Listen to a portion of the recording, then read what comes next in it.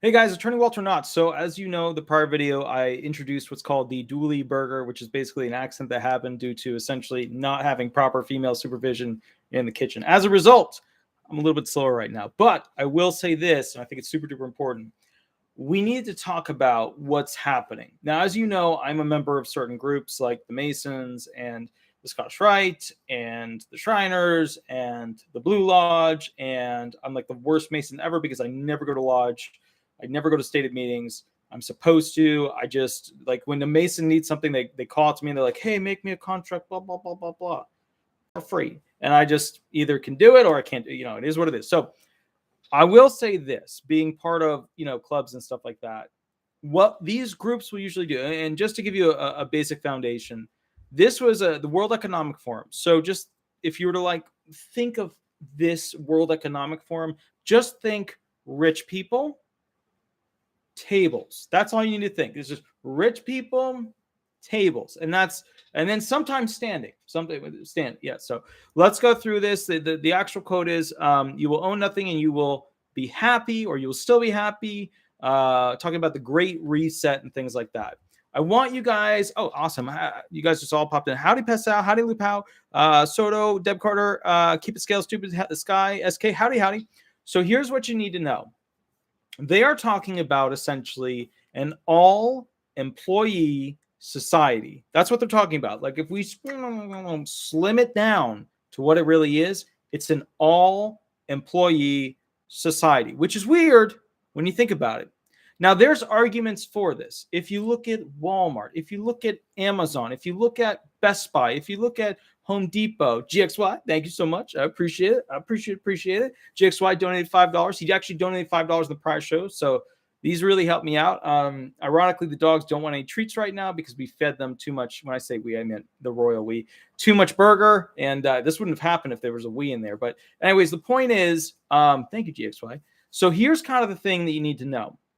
The ideology, the doctrinal theory behind this whole you'll have nothing but you'll be happy is an employee-only society. If you have mega companies, right? Billion-dollar companies, trillion-dollar companies, what you end up with is essentially a company that can provide all services. Now think about that. What do we mean? Take Elon. Elon has the capacity to put people essentially on Mars, right? He's got the capacity to actually get them there, keep them fed, give them internet, etc. Right? So he's got the capacity to do that because his companies are so big. You walk into a Walmart, everything you could possibly need is there. You've got a bathroom, you've got food, etc. Everything you really need is there. So the idea behind this is that the super wealthy are intending to create these mega corporations. Now, what happens when Walmart starts to grow and grow and grow and grow? It pushes out all the smaller little mom and pop places, right? There's not a bunch of smaller versions of Aldi and Publix anymore. There might be convenience shops, but there's not really tons of supermarkets like, Stop and Fresh or whatever. There's not tons of supermarkets anymore because that one company took over the industry. They were able to innovate through brain power, employee power, becoming number one and staying ahead of the innovation curve. So what they're saying with this statement is they believe where everything is going is that humans will live by royalty. Royalty as in those owners of mega companies. That's the idea. There won't be small business in the future. There won't be mid-sized business. If a new idea comes up, a mega company will pay out money to that new idea and then absorb it. And then all those people will not own anything, right? Because the idea is they're not going to own businesses. But then take that a step farther. They're not going to own land. Take that a step farther. They're not going to own vehicles. Take that a step farther. They're not going to own clothing, right? That's the idea here. Everything is rented to you or given to you with the purpose of you working to the advantage of the mega company. That's the whole idea behind this. It's amazing. And they're probably just gauging the public's response to this whole idea of mega companies taking over everything. But it's amazing that essentially these mega companies can go ahead. So Linda Soto, are monopolies not illegal anymore? No, they're illegal. It's just politics. They make massive donations, which keeps the politicians that they want in. which equates to monopolies growing bigger and bigger and bigger and bigger. That's it. That's it. That's how it works now. That's the whole yada yada. So here's some of them. Those are all the things of what will likely happen through this process. But first off, I just want to say within my lifetime and many, many generations beyond me, this is not going to happen. They're saying by 2030, this is how it's going to work. This is not going to happen. Let's go through it. There will never be a race of humans that are employees, even in space, because people want to have ownership, because ownership and freedom are two very close bedfellows. They are. Being able to be free means that you can usually obtain things in your name to be used as you would like to. Two, there will always be employers who own stuff.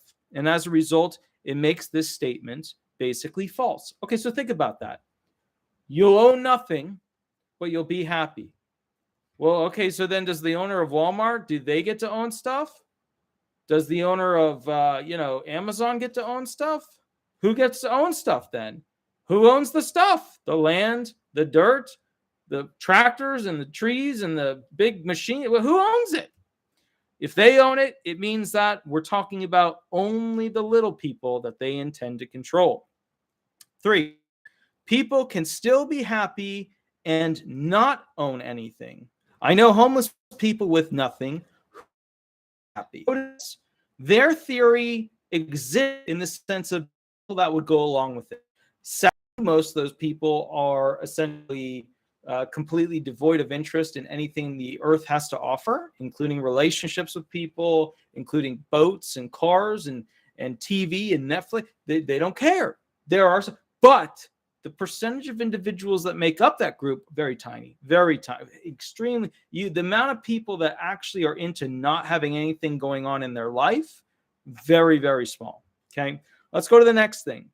4, but on a wide scale, the human race, this will never happen because people want ownership, because they want control, because control equates to a feeling, a sensation, if you will, of feeling fulfilled with purpose, right? If you own something, you take care of it, you're fulfilling a purpose. If you own something and you use that thing like a car or a boat or whatever, you're fulfilling a purpose, okay? 5, Star Trek, right? We all know Star Trek. There's no money. Common cause. Everybody has a common cause. That's fine when you're working for the company. But when you get done working for the company, people are still going to want to say, hey, I own that piece of land over there. Or, hey, I own that stuff in that bag over there. They're not going to be like, oh, hey, hey, yeah, hey. So people are still going to want to have ownership right options. Now, interesting thing, let's go into this. When people go to other planets and the planets require you to have special, containment houses and suits when you go outside, then the interesting thing about this is essentially that, you won't want to really own a piece of that land unless it's going to be worth a lot as a potential investment. We don't know what Mars is going to be split up into. We all know that Elon is going to create his own country on Mars. That's fine. That's a good thing. We want competing countries. That's a good thing, especially a highly innovative, a highly aggressive, and a highly, highly, highly lucrative company like that. We want that. Okay? That's going to push all these other countries to do stuff. And let me make something very clear. A lot of people scream we shouldn't be spending money on our space program. They scream it from the top of their lungs. And they say we should be investing this money into inner cities. Let me help you out here. There's a much bigger problem than inner cities. We had World War I, right? Issues over land and people. Who had ownership rights? In World War II, issues over land and people. There were ownership right issues. World War III, issues over land and people. There were rights issues, right? The problem is, guys, we need places like China and other countries, including the US, to not get bored and start to grabble into other countries. That's the truth. And if we don't go to space, the final frontier, remember how Alaska was like the final frontier? No, if we don't go to space, then all these countries are just going to be looking to all their neighbors to begin a war, to take what they have. That's it.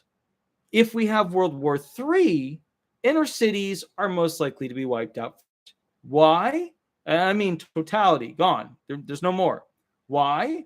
Because that's the most amount of people in the most condensed area where you can make the biggest statement to basically make people feel the smallest. If you wipe out a bunch of cities, then you make that country feel very vulnerable. What are they going to attack first? The bases, the airfields, and the cities. All right. So what's worse for inner cities? Not giving space money to them or allowing World War III to happen because we're not spending money towards going to outer space? Think about that. I know it's a complex thing. It doesn't feel right at first, but then when you realize World War III would be far worse, it's a good thing. All right, so let's go through this real quick. Next thing you need to know. Number 6, there's still a planet somewhere, anywhere, where humans will lay claims to land and basically the stuff that's on it. You're always going to find that basically there's some Earth-like planet. Even when we can travel faster than light, which we've pretty much figured out at this point, even when we figured out how the God particles really work, even when we figured out thermos bottle-sized cold fusion. So imagine a sun in a thermos bottle that would power the entire world, right? Everywhere. America, every country in Africa, everywhere. Thermos bottle-sized cold fusion. We're getting closer to these things, right? Now what happens? Well, then we start to go to other planets. We start to colonize other planets. And then at that point, people have property interests in those planets. People want property rights. Going back to the main theme, this is in direct violation of what the World Economic Forum basically talked about, which is owning nothing and being happy.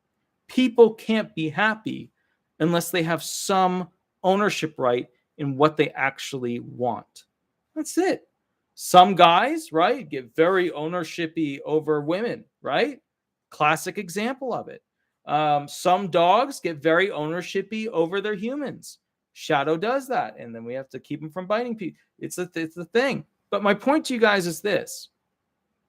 People want stuff because they inherently feel like they are not whole, full. There's little, puzzle pieces missing from them. And then they fill those spots in their life with stuff. Ownership rights aren't going away. We're just not happy as a people. And unless you drug us to not realize what's going on, people are inherently going to want stuff to fill the voids. Next one. You can't make people go Star Trek without them having a house somewhere to dream of while away. All right, let's take a military situation, a VA guy, right? We send him off to war. At some point, he's thinking about what he's going to do when he gets back from war. Ironically, when he gets back from war, at that point, he's usually thinking about going back to war. And then the repetitive cycle, right? Just, go there, come back, go there, come back. But people like to dream of what's back at home. You see all these space movies? How many of these space movies, they go up to the guy, he opens some whatever thing, and you see a picture of his girlfriend. Or, you see some love story integrated into that. There's always that. There's always that ownership interest, okay? Number 9, new arrivals like the country of SpaceX on Mars will try a version of this. Have nothing and be happy. But they will quickly evolve into a quasi-free nation. Otherwise, you won't get people to buy in for the long term. Think about it. We put people on Mars. They're part of this new experience, right? This new colony on Mars. That's fun. That's exciting. But if they come back from it and don't have anything to show for it, they're not happy. They're not happy. All their friends have something. They don't have something. They had a cool experience. They're like one of those people that travels from island to island, and then they settle back and they go, I can't afford anything. The people want something to come home to. Number 10, countries die when the people are unhappy. It's called the reset. But really, it's the government that gets overthrown and the land just changes hands. People like to know that they can own something, even if it's the dirt beneath their feet. Yet look at the cost of housing in people my age. Most people I know are buying starter houses that are in the legal field. Most people that I know that are not in the legal field, in like, a job that doesn't pay as much as an attorney, a doctorate level individual, they're still renting unless they found a significant other and they were able to get it together to get a loan. Yeah, look at the cost of housing. But guess what? They won't be able to buy their upgrade home in the next 15 years. The next generation will be buying houses with friends. After my generation, the next generation will be buying houses with friends. And then after that, it's living in a tube that you rent and sleep in. Or is it? Think about that. It's actually really important because at the end of the day, you get to define the laws. We don't even need people to really vote for us anymore. We could all do that from our cell phone. We need people to write law that supports the people, which we don't have in politics right now. All right, so I wanted to make this video because I needed to show you guys some realities of what's going on, how the super wealthy are controlling the wealthy, the middle class, the lower class, and the homeless. At the end of the day, I want you to understand that people are at their happiest when they're free, and also when they can have ownership rights. And people don't take care of stuff if they don't have ownership rights because they don't take ownership in it. That house that they rent, that car that they rent, we all know what people do to rental cars. We all know. So the future should be about ownership, family names going down the line to build a better future. All right. Guys, I'll catch you a little bit later. Have a wonderful night. We're going to be doing the next video in 5 minutes. I'll catch you a little bit later. Thanks so much. Bye-bye.